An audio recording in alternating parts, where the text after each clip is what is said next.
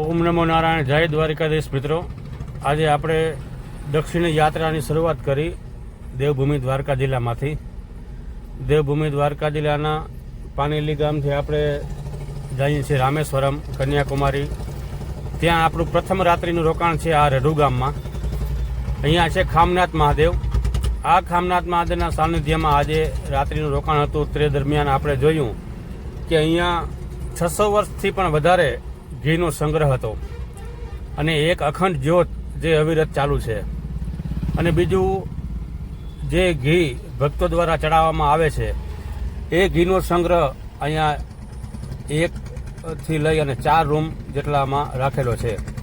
એટલો બધો સંગ્રહ થઈ ગયો છે કે હવે અલગ અલગ એવા 4 રૂમ બનાવવામાં આવ્યા છે અને એટલો જથ્થો હજી બહાર રાખવામાં આવ્યો છે. એક ખામનાથ મહાદેવ તથા મા અન્નપૂર્ણાની અસીમ કૃપા કહેવાય આ ગામ ઉપર. અને અહીંયા પૂજારી બાપા દ્વારા જાણવા મળ્યું કે આ ગામમાં 1 નહીં 2 નહીં પણ 5 નદીઓનો સંગમ થાય છે. આ રઢુ ગામમાં ઘણી બધી અલગ અલગ જ્ઞાતિઓ વસવાટ કરે છે અને બધાયનું આસ્થાનું કેન્દ્ર આ ખામનાથ મહાદેવ છે. સવારે 4 વાગ્યામાં અહીંયા મંગળા આરતી શરૂઆત થઈ જાય છે. પૂજારી બાપા આવી અને આરતીની શરૂઆત કરે છે ત્યારે ગ્રામજનો પણ ઘણા બધા સવારે વહેલા મંગળા આરતીમાં આવી જાય છે દર્શન કરવા માટે. અને એ સિલસિલો અવિરત 10-11 વાગ્યા સુધી અવિરત એમને ચાલુ હોય છે. નાનું એવું ગામ છે છતાંય પણ ગામના સહકારથી ખૂબ એવો બહારના જે પ્રવાસીઓ આવે છે એમને રહેવા તથા જમવાની ખૂબ સારી વ્યવસ્થા આ મંદિર ટ્રસ્ટ દ્વારા કરવામાં આવી છે. અને જે છે પણ યથાશક્તિ દાન આપે છે તે આ મંદિરના કામમાં વપરાય છે. આ રઢુ ગામ આવેલું છે ધોળકા ખેડા હાઈવે ઉપર. હાઈવે ટચ ઉપરથી જ આપ આ ગામમાં આવી શકો છો અને ખૂબ મજાની વ્યવસ્થા આ ગામમાં આપને મળી રહે છે. તમે ત્યારે આપ અગર ધોળકા હાઈવે ઉપર હોવ અને ચોક્કસથી આ દર્શનનો લાભ લેજો. ખૂબ રમણીય અને ખૂબ સુંદર મજાનું આ ગામ છે.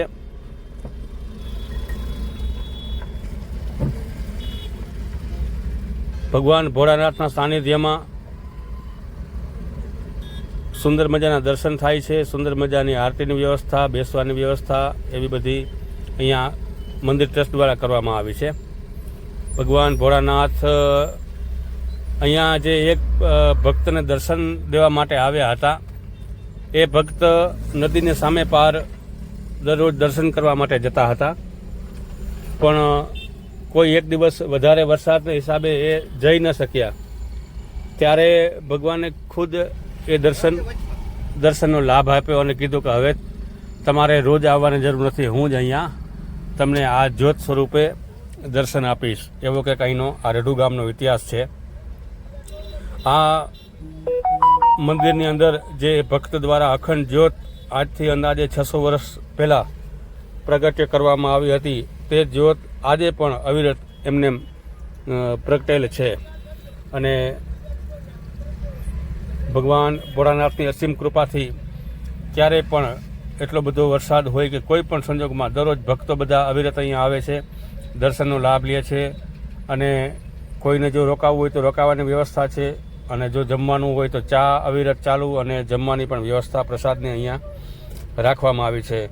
અહીંયા જો મંદિરના પૂજારીની વાત કરીએ તો ભારતી બાપુ જે અહીંના 10 નામ સાધુમાં એ ભગવાનની પૂજા કરે છે. અહીંયા એમના વંશ પરંપરાગત જે એનો પરિવાર છે એ ભગવાનની પૂજા કરે છે અને દરેક ગામ દ્વારા એમનું ખૂબ સાર સંભાળ લેવામાં આવે છે અને મંદિર ટ્રસ્ટનું ખૂબ આવતા જતા પ્રવાસીઓને પણ ખૂબ ધ્યાન આપે છે. તો આ વિડીયો આપને કેવો લાગ્યો?